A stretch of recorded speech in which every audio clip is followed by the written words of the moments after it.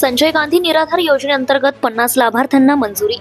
संजय गांधी निराधार अनुदान योजनेच्या समितीची बैठक आज 30 जुलै रोजी अध्यक्ष सुभाष राऊत यांच्या अध्यक्षतेखाली व नायब तहसीलदार कल्याणी वैद्य यांच्या प्रमुख उपस्थितीमध्ये पार पडली।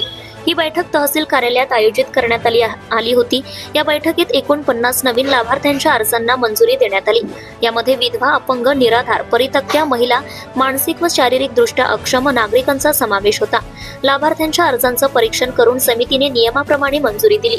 बैठकीस सुनील मैदिले, निलिमा नागोसे, प्रमोद बावनगडे, किरण वरघडे, रूपराव गिरडे, शरद आगे, सतीश राऊत, बाळू खांबाळकर आदी सदस्य उपस्थित होते। बैठकीदरम्यान काही अपूर्ण कागदपत्र असलेल्या अर्जांविषयी पुढील कार्यवाहीसाठी मार्गदर्शन करण्यात आले।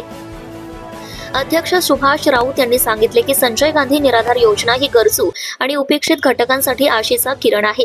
अधिकाधिक लाभार्थ्यांना योजना मिळावी यासाठी आम्ही सातत्याने प्रयत्नशील आहोत। समाज कल्याण विभागाच्या वतीने लवकरच लाभार्थ्यांना अनुदानाचं वितरण करण्यात येणार आहे।